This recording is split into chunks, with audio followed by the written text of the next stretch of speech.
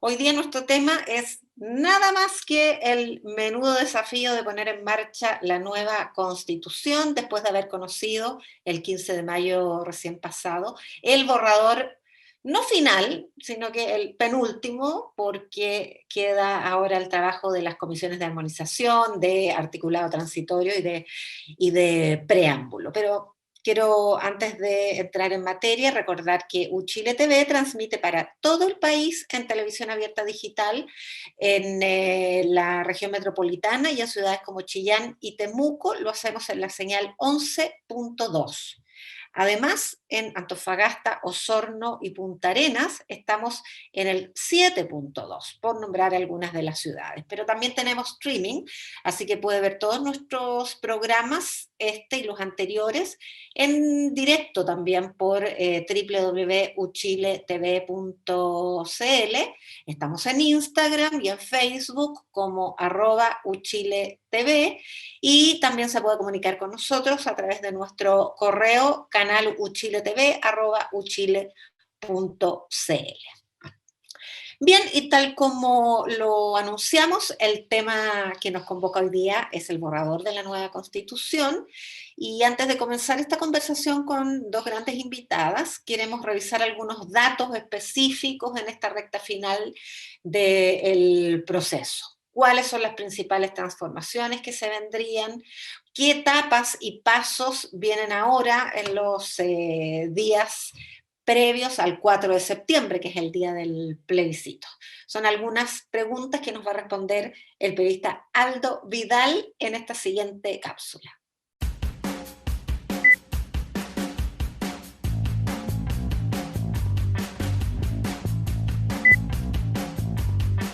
El Pleno de la Convención Constitucional despachó el borrador de la propuesta de nueva Constitución. Los 499 artículos que integran esta propuesta incluyen derechos sociales como educación, vivienda y salud. El nuevo texto también amplía la autonomía de los territorios indígenas, crea derechos medioambientales y convierte la lucha contra el cambio climático en un deber constitucional del Estado.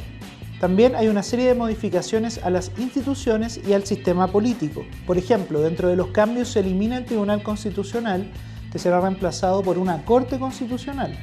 Otras nuevas instituciones son la Cámara de las Regiones, que reemplaza al Senado, el Consejo de Justicia y la incorporación de un Sistema Único Nacional de Salud. María Elisa Quinteros, la presidenta de la Convención Constitucional, formalizó la entrega del borrador a las 3 comisiones que deben continuar y finalizar este trabajo constitucional. Se trata de la Comisión de Armonización, de Normas Transitorias y de Preámbulo. Tras 10 meses de trabajo, el 14 de mayo se dio por terminado el trabajo de las comisiones y el contenido principal de la propuesta constituyente, la que ahora deberá ser revisada por la Comisión de Armonización. Tras esto, se votará el 4 de septiembre el plebiscito de salida. La presentación del primer borrador de la nueva Constitución se realizó en el Parque Ruinas de Huanchaca, en la región de Antofagasta. Esta aún no es la propuesta definitiva, pues el texto aún debe pasar por la Comisión de Armonización, donde su volumen podría verse reducido al afinar y fusionar algunas de las normas. De todas maneras, la extensión de esta nueva Constitución ya ha sido materia de debate debido al gran catálogo de derechos que tiene, la diversidad de los temas que aborda y el detalle de cada una de las normas. Además de tener 350 artículos más que el texto que actualmente rige el país, el borrador de la nueva Carta Fundamental también superaría en extensión a todas las constituciones de América Latina que han sido creadas en circunstancias similares y con métodos parecidos, y solo analizando los artículos, esto la posicionaría como la constitución más extensa del mundo, superando a la de la India, que cuenta con 448 artículos. Esto fue el Explicómetro de esta semana.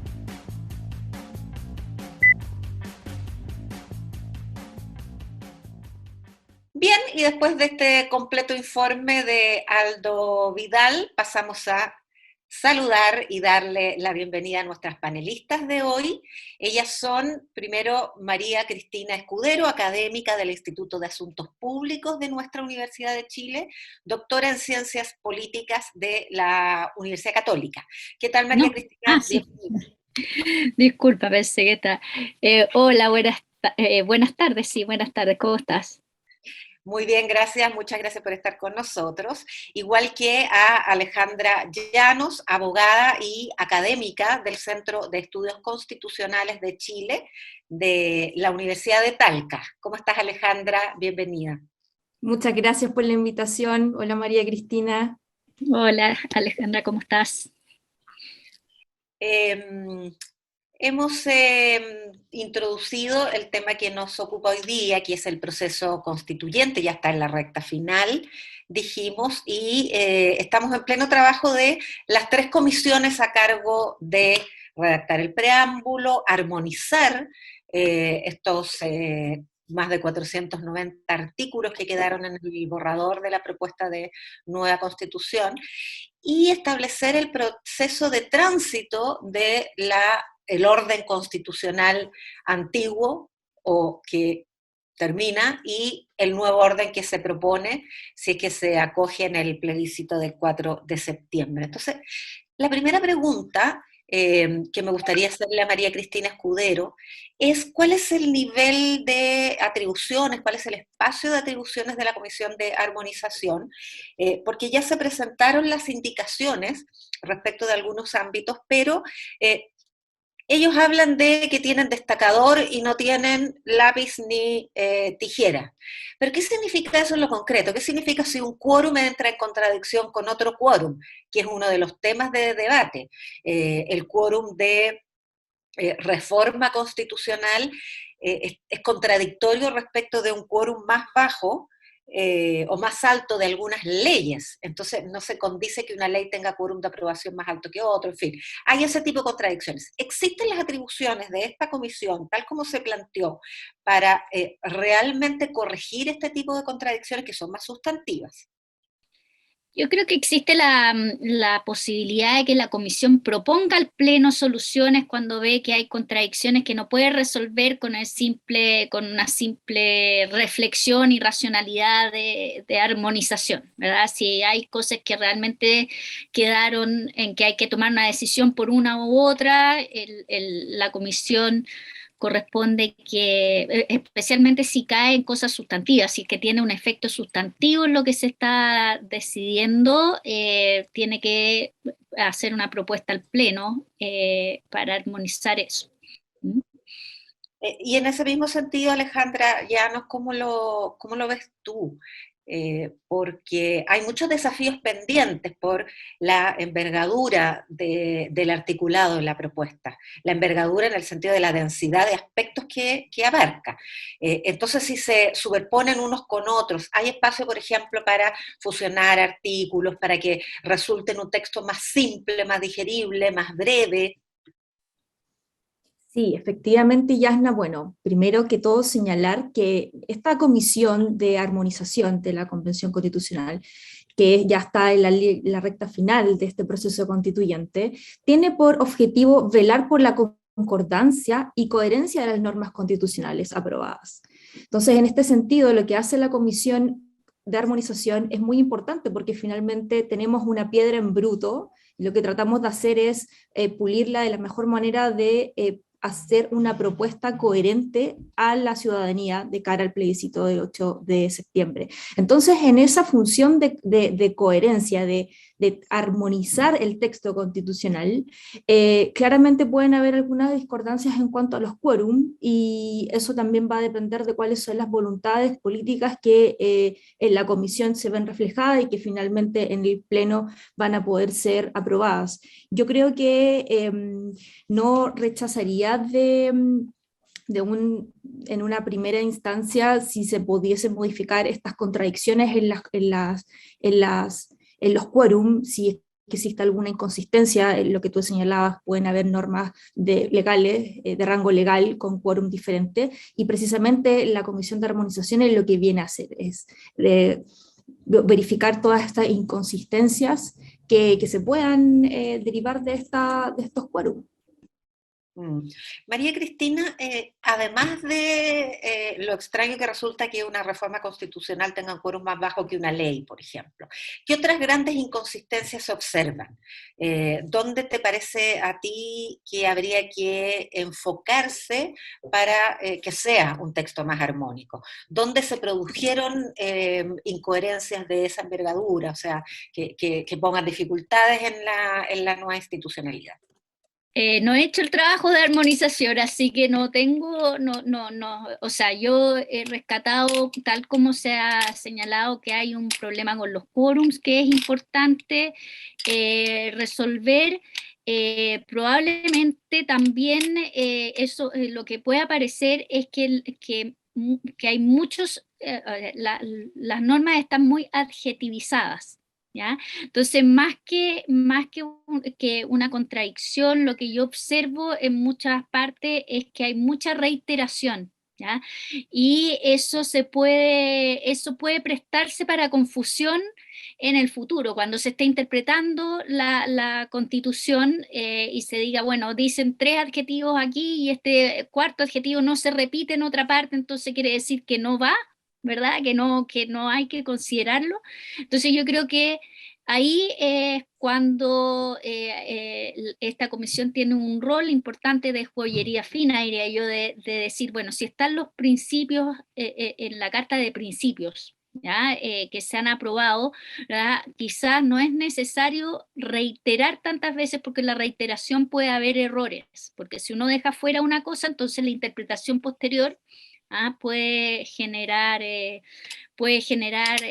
una interpretación que no corresponde, ¿ya? O sea, O que la convención no ha querido que se produzca. o sea, Entonces, los adjetivos tienen que estar o en todos los artículos o en ninguno, o basta con que esté o en sea, el... bueno, depende, hay veces en que que efectivamente no van, pero ese es un trabajo de armonización que debe contemplarse. Por ejemplo, si el tema de paridad es central, están los principios constitutivos del borrador que se está proponiendo, ¿verdad? No aparece, pero debió haber aparecido, o están los principios generales, ¿verdad? Y por no ponerlo en alguna parte, porque como se trató de poner para explicitarlo en muchas partes, y no, si queda fuera en una parte, entonces se debiese interpretar que ahí no se quiso poner paridad, ¿ya? Y no creo que sea eso el espíritu de la convención. Entonces, esas son las cosas que en la armonización tienen que ir, ¿verdad? Haciendo como una cascada. Es necesario decirlo todas las veces, quizás una sola vez en forma genérica para que se interprete todo de esa manera, ¿verdad? O son artículos en particular los que deben interpretarse así. Por eso el trabajo de armonización es tan difícil. Es el trabajo en realidad más delicado que tiene la convención, porque si deja, o sea, si se le pasa algún detalle, puede quedar como fuera puede ser interpretado después como que no se quiso ser así. No se quiso hacer algo de esa manera cuando puede ser un principio general. Alejandra, ¿tú qué espacios de incoherencia has visto? ¿Cuáles son, si existen nudos que tengan necesariamente que desatarse y si no, esto puede complicar mucho la interpretación? En la línea Sí, de... yo comparto lo que dice María Cristina, en el sentido de que pueden efectivamente haber este tipo de contradicciones, pero más allá de eso, yo creo que la importancia de de esta comisión de armonización es que, bueno, uno tiende a pensar que solamente es un trabajo de redacción o de sintaxis, para eso también fue contratado una lingüista para poder ver todo eso, falla ortográfica, etcétera. Más allá de la forma, también hay un trabajo de interpretación de lo que ha hecho, es decir, no puede modificarse, ya sea en un proceso de armonización o ya sea en una norma, en las normas transitorias, no puede modificarse el espíritu de las normas aprobadas en las comisiones y lo que finalmente pasó a ratificarse en el Pleno. Yo creo que eso, más que nudos críticos, yo lo que veo son desafíos a esta comisión en particular respecto de no modificar en lo sustantivo las normas, porque también es bien importante señalar de que la comisión no va a modificar nada en el fondo. No, hay voces que claro, han instalado el debate a través de las indicaciones en la comisión de armonización poder meter nuevos cosas que ya se zanjaron en su momento, pero la verdad es que este texto es lo que hay, lo que decía Garpaz Domínguez, el vicepresidente, de que no va a haber más modificaciones al texto más allá del espíritu que se ha aprobado, digamos. Ahora, hay una cuestión que pasó pendularmente de una impresión a otra, y es que la Constitución resultó, el borrador, muy maximalista, muy detallista, lo que dio también pie a esta reiteración de adjetivos, por ejemplo. Pero a poco andar nos dimos cuenta, y es el debate que se enfrenta hoy día, en lo más contingente, quiero decir, que también hay mucha delegación en ley. La mayor parte de las transformaciones se dejan para su concreción a ley, y de hecho ahora se está viendo qué espacio de plazos, por ejemplo, tiene el Congreso para poder llevar a cabo esas leyes, porque no pueden eternizarse, no pueden haber leyes que demoren 20 años.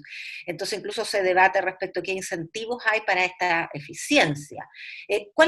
¿Hay un equilibrio entre tanto detalle del texto, tanto particularismo, como es la crítica que le han hecho algunos, pero al mismo tiempo tanta delegación en materias de ley para poder concretarlas? María Cristina.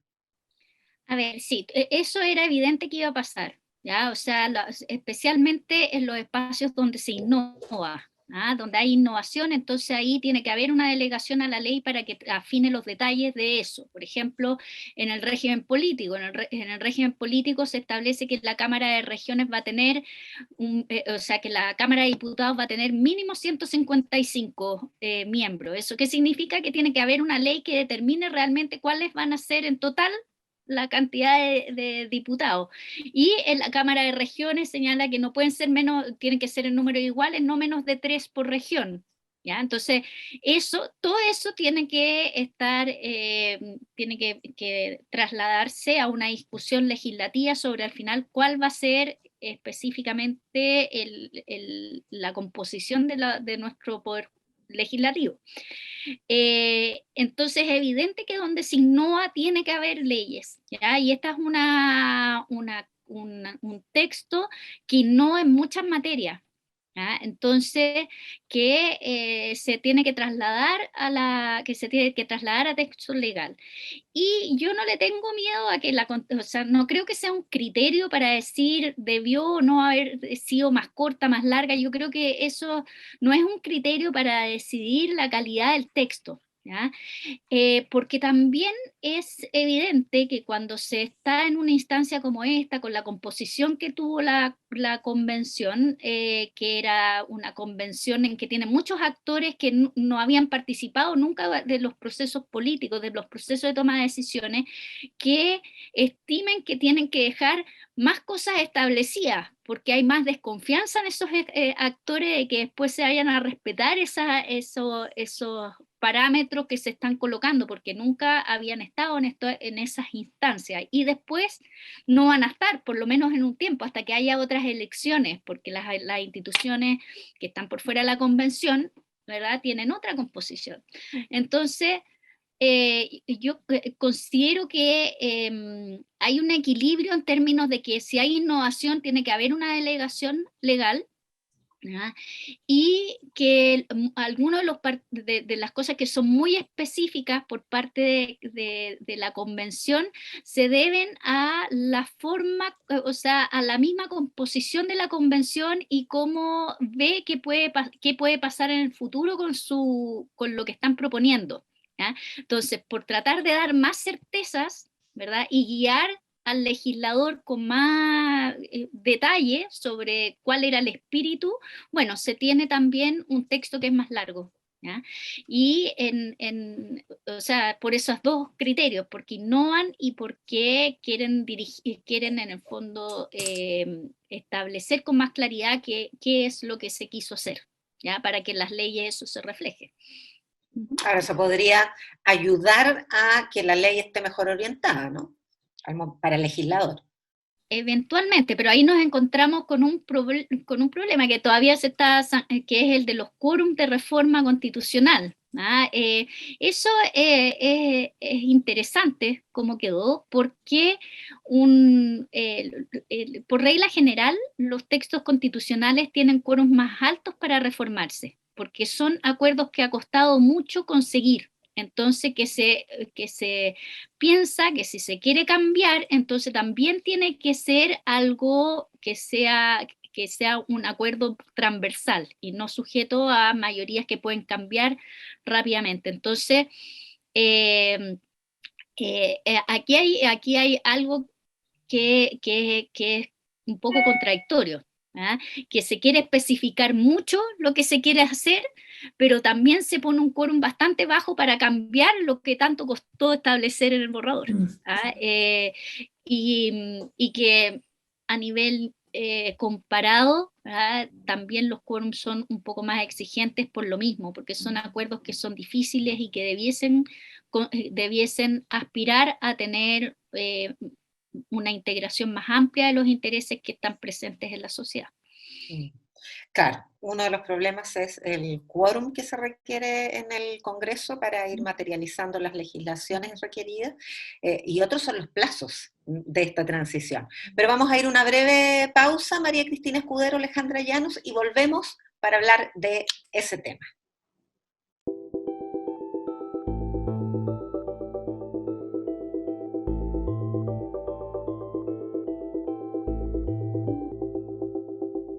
Y estamos conversando con María Cristina Escudero, con Alejandra Llanos, acerca de estos desafíos que se vienen después de haber conocido el primer borrador de la propuesta de nueva Constitución.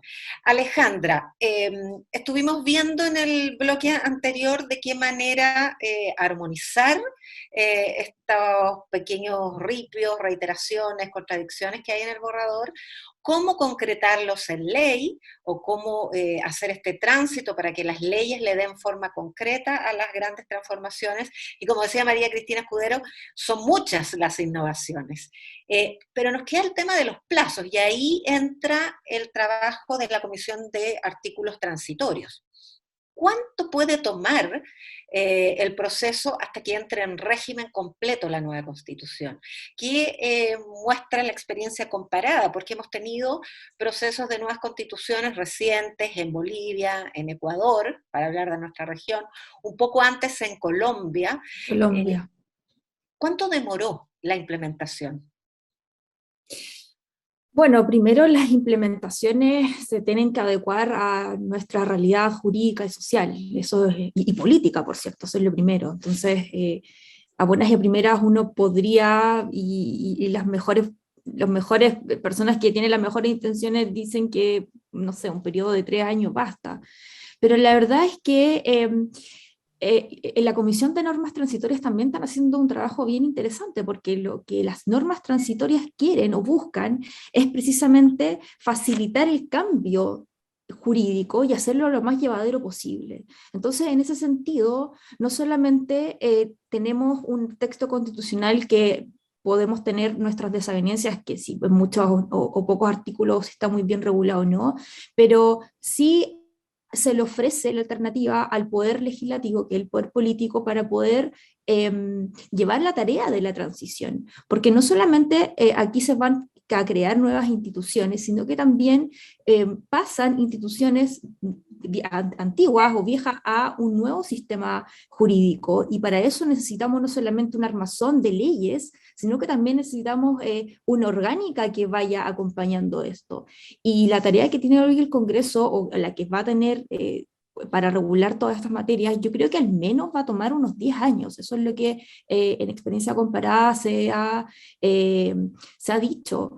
Y yo creo que eso es lo que debiese ser como un tiempo adecuado, porque además no solamente tenemos que darle esta armación orgánico de las nuevas instituciones, sino que también aquí hay una reestructuración económica que no es menor. Y que a muchas personas también les provoca un poco de ruido eso. Yo la verdad no me causa tanta resquemor la propuesta del Contralor en el sentido de que ciertas materias se pueden regular por decretos con fuerza de ley, porque de alguna forma hay que descomprimir también la carga de trabajo que va a tener el Congreso, y todos sabemos que el Congreso en este sistema bicameral podemos tomar aproximadamente el promedio que duran las leyes son 4 años de tramitar. Entonces, hay que también... Además, disculpa Alejandra, además en un Congreso que también tiene que autotransformarse. Y además, y un Congreso fragmentado por lo demás. Entonces, creo que ese es el más grande de los desafíos que vienen luego de este texto constitucional, ¿no? Aquí creo que va a ir por escaladas y también, como bien decía, la Comisión de Normas Transitorias tiene bueno, labor muy, muy importante porque de alguna manera... Claro, podemos tener el texto muy coherente, pero también hay que hacerlo coherente con la realidad política y jurídica del país. Ahora, como hay también algunos intereses de incumbentes, el propio Congreso tiene incentivos importantes para no innovar respecto a sí mismo. Los senadores, por ejemplo, que han presionado mucho para mantener su mandato de 8 años, pero 8 años es casi de lo que tú, Alejandra, 10 años. Y hay Claro. ciertas materias en que quizás la ciudadanía espere mayor prontitud. Eh, ¿Qué señal política tiene que dar la institucionalidad para establecer un tránsito, para manejar, administrar un proceso de transición tan relevante y difícil y pedregoso como el que se nos viene? Hacerlo bien, pero al mismo tiempo hacerlo con la premura que demanda la ciudadanía. María Cristina. A ver, yo creo que lo primero que hay que hacer es priorizar, ¿verdad? O sea, hay cambios institucionales, o sea, los cambios institucionales siempre generan resistencia, ¿ya? Por lo mismo que señalaba, porque hay actores que han actuado en esa institucionalidad mucho tiempo, ¿verdad? Y cuesta hacer esa transformación, ¿ya? El rol de las normas transitorias es ayudar a hacer esa transformación, no solamente decir el tiempo, sino también decir el cómo, ¿ya? Y tratar de generar la menor resistencia posible, ¿ya? Porque si no la constitución va a ser muy difícil de implementar, ¿ya? Con resistencia, o sea, siempre es posible resistir el cambio, aunque salga en la constitución, ¿ya? Entonces, el Congreso es un buen ejemplo, ¿ya? Este cambio hay que hacerlo con el Congreso, porque el Congreso lo tiene que legislar. Yo creo que no es un buen camino, ¿ya? Un decreto con fuerza de ley para modificar al menos las cosas institucionales sustantivas. ¿Ah? Puede que, no sé, puede que haya algunos derechos que sea ¿verdad? Fácil de hacerlo, o sea, que no requiera un consenso de transformación, ¿ya? Pero cuando hay muchas cosas en juego, dejar actores fuera de esa transición es complejo por las resistencias que va a generar, ¿ya? Y yo creo que impacta directamente a las posibilidades del apruebo, ¿ya? Porque genera más actores que están en onda negativa, ¿ya? ¿Por qué? Porque los vas a dejar fuera, porque los decretos con fuerza de ley no los discute nadie más que el Ejecutivo, ¿ya? Que es un sector del espectro político y de la sociedad, ¿verdad? Y tendríamos que confiar, y puede haber mucha desconfianza de que sea capaz de generar una representación amplia para esas transiciones, ¿ya? Y por lo mismo, ¿verdad? La misma institucionalidad vigente puede trancar un poco la implementación si es que no se ve incluida en ese proceso de transformación, ¿ya? esto puede ser largo, ¿verdad? Lo estaba leyendo en el mismo régimen político. ¿Ya? Lo primero que hay que, o sea, el Senado, el nuevo Senado, la Cámara de Regiones, tiene que ser aprobado por un acuerdo regional, o sea, o sea, no, perdón, la Cámara de Diputados tiene que transformarse primero para poder transformar después la Cámara de Regiones. Entonces, si uno lo toma tal cual está escrito, debiese primero transformarse una parte, tener elecciones y después transformar la otra parte. ¿Ya? Entonces, eso va alargando los procesos. ¿Ya? Y eso debiese estar claro de cara a la ciudadanía. ¿Ya? ¿Qué cosas se pueden hacer antes y qué cosas se pueden hacer y qué cosas tenemos que esperar ciertos hitos para hacer? ¿Ya? Por ejemplo, primero tenemos que decidir cuántos son, reformar las leyes electorales y después tener las elecciones. ¿Ya? Porque las leyes electorales también tienen que recoger algunos de los principios que están en la convención, la paridad, los cupos de los pueblos originarios, la lista cebra, o sea, vienen hartas cosas nuevas para el sistema electoral. ¿Ya? Y hay que hacer una nueva ley. Entonces, sin que esté esa nueva ley, no podemos hacer elecciones. Y las leyes electorales o sea, por una costumbre internacional tienen que estar listas un año antes de una elección aproximadamente. ¿Para qué? Para que haya igualdad para que se pueda cumplir el principio de igualdad política, que todos sepan cuáles son las reglas del juego, que se puedan perdón, adecuar a esas más reglas del juego. Entonces, claro, pero puede que los derechos, ¿verdad? Ahí haya un margen de implementación más rápida, ¿ya?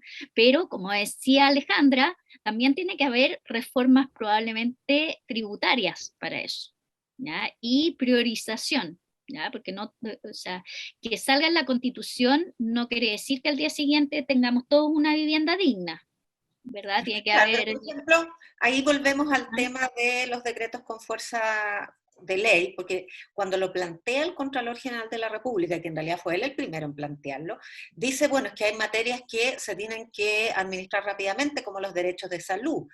Hay que poner en marcha este Sistema Nacional de Salud para poder responder a la promesa constitucional de un derecho más consistente a la salud. Entonces, ¿en qué momento el decreto con fuerza de ley pasa a ser una arbitrariedad, pasa a ser un resabio autoritario, y en qué momento realmente es un dispositivo que agiliza, que limpia, que depura la posibilidad de errores? ¿Dónde está ese límite, Alejandra? Porque María Cristina mencionaba sus reparos.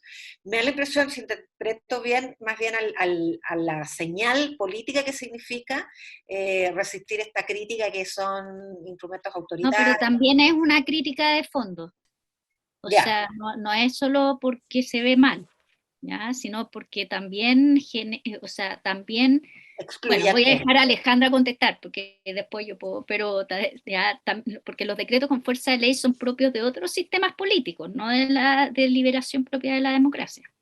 Claro, pero se plantean como algo muy acotado. Alejandra, ¿tú cómo los ves? Sí, algo muy acotado de lo que señala el Contralor, que más bien va por el funcionamiento de las instituciones y además para comprimir el trabajo que tiene el que va a tener el Congreso Nacional. Y claro, obviamente podemos tener nuestras desavenencias en el sentido de que no podemos regular por decreto, o sea, en el fondo estamos partiendo de los pies a la cabeza de alguna manera. Yo creo que el límite tiene que, si es que se va a implementar esta propuesta de regular o al menos reglamentar ciertos temas, el límite va a ser el contenido esencial de los derechos sociales que se están plasmando en la nueva Constitución. Porque además es muy importante señalar de que en materia de derechos sociales esta Constitución es una innovación. Y podemos tener el derecho a la vivienda, pero como tú bien decías, no necesariamente todos vamos a tener acceso a la vivienda de un día para otro, pero la verdad es que puede ser que nunca lo tengamos. El punto acá radica es que ya no va a existir la expectativa, que es lo que tenemos en la Constitución actual, una expectativa o una mera aspiración de tener estos derechos sociales, de reconocer estos derechos sociales. Entonces, yo creo que el principal limitación va por el respeto de estos derechos sociales, porque además, otra de las innovaciones que tiene esta constitución, perdón, el texto constitucional nuevo, es la incorporación del derecho internacional de los derechos humanos al ordenamiento jurídico interno, que ya no va a haber esta interpretación laxa que existía en la Corte Suprema de que, bueno, vamos a tener o a adquirir esta armazón de protección de los derechos humanos o no en nuestro ordenamiento jurídico interno. Esto ya va a ser una limitación, que en el fondo es lo que va a recoger el actual artículo 2, artículo 5, inciso segundo, de la limitación de la soberanía del Estado a los derechos fundamentales, que son los derechos humanos reconocidos en el sistema internacional. Yo creo que por ahí va quizás a las limitaciones que a la hora de evaluar esta propuesta del Contralor hay que tener a la mano. María Cristina, ahí hay un yo matiz. quiero hacer una precisión, ¿eh? Son los decretos leyes los que son propios de los sistemas no democráticos. Los decretos con fuerza de ley, cuando son delegados por el Congreso y con fines acotados y por un tiempo determinado, ¿ya? Es distinto, sí. Es que ahí, distinto, déjame hacerte inmediatamente la pregunta, porque estás yendo al meollo de la inquietud que yo creo que se instala, y ¿es el constituyente el que va a dejar delegada la potestad en el Ejecutivo, o una vez que se promulga, al momento en que se le encarga al Congreso hacer las leyes, es el Congreso en que delega esa potestad? ¿Quién hace esa delegación? Bueno, es que es una súper buena pregunta, porque es mitad teórica, mitad práctica, ¿ya? O sea, si hay personas que te van a decir que el derecho, que el poder originario de la convención, ¿verdad?, puede hacer muchas cosas que no están establecidas en instituciones previas, etcétera, ¿ah? Y otros que te van a decir, sí, el poder originario efectivamente en teoría existe de esa manera, pero cuando uno está actuando en democracia tienes que aceptar el pluralismo político, y los procesos constituyentes en democracia no son lo mismo que un proceso constituyente pensado en un vacío, ¿ya? En un estado que se está recién creando, ¿ya? Aquí hay instituciones que todavía siguen funcionando, ¿ya? Y a la convención se le dio una misión muy específica, que era crear una nueva constitución con muy pocas, que más que limitaciones eran como bordes, ¿verdad? Y bastante comprensibles, de respeto a la democracia, ¿ah? De respeto a la democracia, a la sentencia, a los tratados internacionales. Entonces, y en esa vertiente, ¿verdad?, hay que tomar una decisión de cuáles son los costos y beneficios de tomar una decisión como esa, porque uno la puede justificar a través del poder originario, o la puede rebatir a través de como la evidencia empírica de procesos constituyentes en democracia, ¿ah? Y este proceso tiene una característica que debiese ser virtuosa.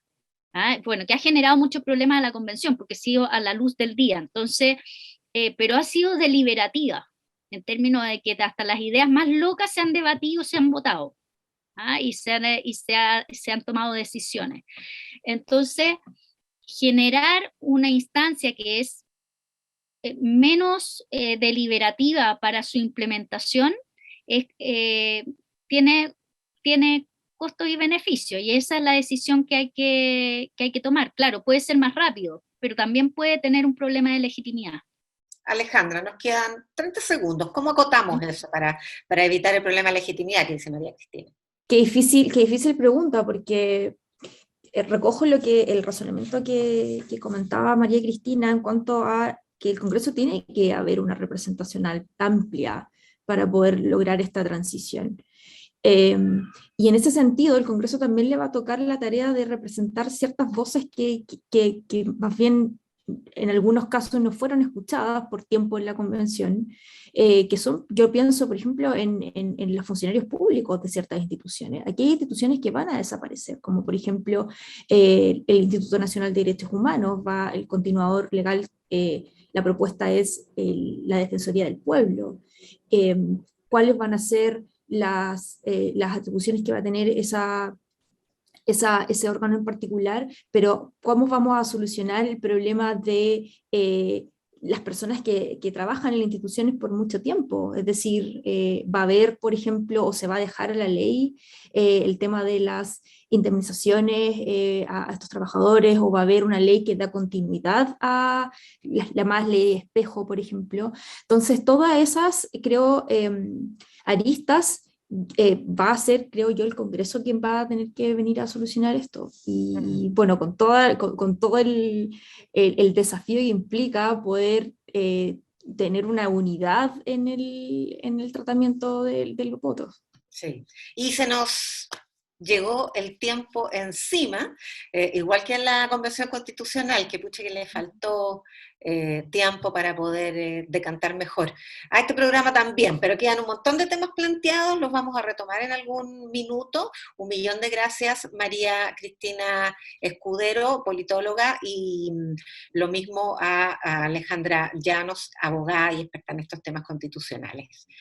Gracias por estar con nosotros. Muchas gracias, Yana, por la invitación. Chao, Alejandra. Gracias a ustedes por el espacio. Chao, que estén muy bien. Bien, y después de esta interesante conversación con nuestras invitadas, vamos a revisar un resumen que ha preparado Valentina Rosas.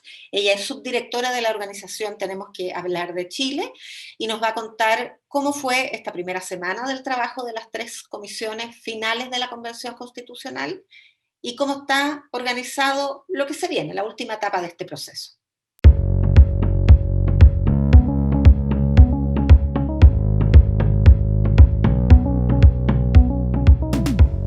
A toda máquina sigue el trabajo de la Convención Constitucional en sus últimas 3 comisiones de armonización, normas transitorias y preámbulo. Respecto de la primera, el miércoles pasado la Comisión de Armonización aprobó en general la propuesta de orden de los artículos generada por la Secretaría Técnica de la Convención y que servirá como base para la discusión de los constituyentes de esta comisión. Según esta propuesta, el artículo número 1 de lo que sería la nueva Constitución sería la definición de Estado, donde se plantea que este sería social, democrático de derecho, plurinacional, intercultural y ecológico. Comenzaron también las votaciones de normas transitorias, donde se propuso, entre otras cosas, que el actual Senado deberá seguir hasta el 2026 y que deberá contar con un quórum de 2/3 para modificación de la Constitución durante los primeros años. También se propone que el Poder Ejecutivo y Legislativo estén obligados a tramitar leyes para la creación de un sistema de derechos fundamentales durante los 2 primeros años luego de la aprobación de la nueva Constitución. Pero recuerda que nada de esto está aún zanjado. Todas estas propuestas aún deben someterse a discusión de los convencionales, a indicaciones y a la votación del Pleno. Por su parte, la Comisión de Preámbulo también terminó de votar su propuesta, y esta quedó lista para la etapa de armonización y para luego ser votada ante el Pleno. El texto se votará completo, de una sola vez, y esta será la primera comisión en terminar su labor ante la Convención Constitucional. Pero no todo es trabajo en comisiones, también 68 convencionales se encuentran informando en los distintos distritos durante sus semanas territoriales en qué va el proceso. Por supuesto, hay mucho más que conversar al respecto, por eso te invitamos a inscribirte en tenemosquehablardechile.cl/participa en alguno de nuestros diálogos y tener la oportunidad de conversar sobre la nueva Constitución con personas de todo Chile. Te esperamos.